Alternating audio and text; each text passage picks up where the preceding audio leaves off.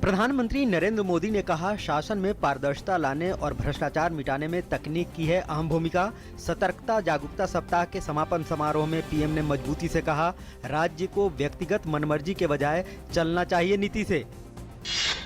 भारत और ब्रिटेन ने कारोबार सुगमता और बौद्धिक संपदा में सहयोग के लिए 2 सहमति पत्रों पर किए हस्ताक्षर। दोनों देश व्यापार के लिए संयुक्त कार्य समूह बनाने पर सहमत। प्रधानमंत्री नरेंद्र मोदी ने ब्रिटेन के रक्षा उद्योग को भारत में विनिर्माण और परियोजनाओं के सह विकास के लिए किया आमंत्रित। प्रधानमंत्री ने ब्रिटेन की पीएम को सीमा पार आतंकवाद पर भारत की चिंताओं से कराया अवगत। अंतर्राष्ट्रीय समुदाय से कड़े कदम उठाने की बात कही। प्रधानमंत्री ने कहा, भारत और ब्रिटेन बेहतर सहयोग से कर सकते हैं वैश्विक ज्ञान अर्थव्यवस्था का नेतृत्व। भारत यूके टेक शिखर सम्मेलन में प्रधानमंत्री मोदी ने मेक इन इंडिया पर दिया जोर।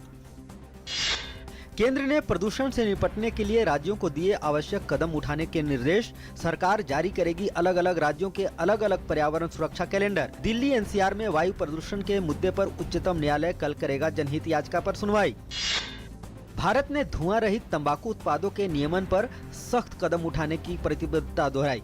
तंबाकू नियंत्रण पर COP7 सम्मेलन को संबोधित करते हुए श्रीलंका के राष्ट्रपति मैत्रीपाला सिरिसेना ने मादक पदार्थों और तंबाकू उत्पादों की तस्करी रोकने के लिए कड़े कानून बनाने की अपील की। केंद्र ने प्रदूषण से निपटने के लिए राज्यों को दिए जरूरी निर्देश। धुंध पर तत्काल काबू पाने के लिए सड़कों पर पानी के छिड़काव का दिया आदेश। पर्यावरण मंत्री ने कहा, प्रदूषण से निजात पाने के लिए राज्य सरकारें लगातार उठाए उचित कदम। हिलेरी क्लिंटन और डोनाल्ड ट्रंप ने कांटे की टक्कर वाले अमेरिकी राष्ट्रपति चुनाव में मतदाताओं को रिझाने की आज आखिरी कोशिश की। इस चुनाव में डेमोक्रेट उम्मीदवार हिलेरी का ईमेल कांड और उनके रिपब्लिकन प्रतिद्वंदी पर यौन उत्पीड़न के आरोप जैसे विवाद भी साथ साथ चल रहे हैं। शहरी विकास मंत्री वेंकैया नायडू ने कहा कि दुनिया भर में तेजी से शहरीकरण हो रहा है और लोग बेहतर सुविधाओं के लिए शहरों की तरफ आ रहे हैं। ऐसे में हमें इसके चलते पैदा होने वाले अवसरों और चुनौतियों को समझना होगा।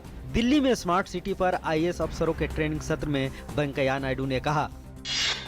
दिल्ली के ऊपर धुंध छाए रहने को लेकर नेशनल ग्रीन ट्रिब्यूनल एनजीटी ने केंद्र और दिल्ली सरकार को जमकर फटकार लगाई। एनजीटी ने कहा कि वे एक दूसरे पर दोषारोपण करना बंद करें। एनजीटी के अध्यक्ष स्वतंत्र कुमार ने कहा कि दिल्ली के लोगों के प्रति यह अन्याय है। हर चीज में प्रशासन अपने हाथ खड़े कर देता है। हमें कुछ करना है, आप यह नहीं कह सकते कि वक्त इसे करेगा। एनजीटी ने सोमवार को बुलाई बैठक में दिल्ली सरकार से 5 सवाल किए, जिसका उनके पास कोई जवाब नहीं था। ई कोर्ट जहां केंद्रीय सूचना आयोग में लंबित मामलों की ट्रैकिंग और जल्द निपटारे के रास्ते खोलेगा, वहीं मामला दायर करना भी आसान होगा। आज केंद्रीय गृह मंत्री राजनाथ सिंह ने 11वें केंद्रीय सूचना आयोग वार्षिक सम्मेलन के शुभारंभ किया, जिसमें कार्मिक, लोक शिकायत, पेंशन राज्य मंत्री जितेंद्र सिंह ने भी शिरकत की। शूटिंग के दौरान हेलीकॉप्टर से स्टंट सीन करते हुए 3 एक्टर कूदे। इनमें से 2 के डूबने की आशंका जताई जा रही है। पुलिस और रेस्क्यू टीम इन लोगों की तलाश कर रही है। घटना टिपा गोंडाना हल्ली लेक में फिल्म मस्ती गुड्डी की शूटिंग के दौरान हुई। इस फिल्म में दुनिया विजय मेन रोल में हैं। बताया जा रहा है कि वे सेफ हैं, लेकिन 2 साथियों का पता नहीं चल सका है। केरल के प्रसिद्ध सबरीमाला मंदिर में केरल सरकार अब महिलाओं के प्रवेश को लेकर तैयार हो गई है। केरल के वामपंथी सरकार ने 2007 में यूडीएफ सरकार के हलफनामे के विपरीत यह हलफनामा दायर करके कहा कि मंदिर में हर उम्र की महिलाओं को प्रवेश दिया जाना चाहिए। वहीं सबरीमाला मंदिर बोर्ड ने सुप्रीम कोर्ट में केरल सरकार के इस कदम का विरोध किया है। ट्रस्ट का कहना है कि सरकार अपने स्टैंड नहीं बदल सकती। हफ्ते के पहले दिन आज भारतीय शेयर बाजार की चाल बेहद अच्छी रही और सेंसेक्स निफ्टी जोरदार उछाल के साथ बंद हुए हैं। आज के कारोबार के दौरान सेंसेक्स में करीब 185 अंकों की शानदार उछाल रही और निफ्टी में करीब 64 अंक ऊपर चढ़कर 8500 के पास पहुंचने में कामयाब रहा है।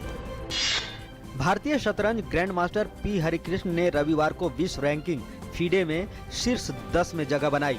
इसके साथ ही वह विश्व रैंकिंग के इलीट शीर्ष 10 में जगह बनाने वाले दूसरे भारतीय शतरंज खिलाड़ी बन गए हैं। फीडे की ओर से नवंबर महीने के लिए जारी ताजा विश्व रैंकिंग में हरिकृष्ण 2768 अंकों के साथ 10वें पायदान पर हैं।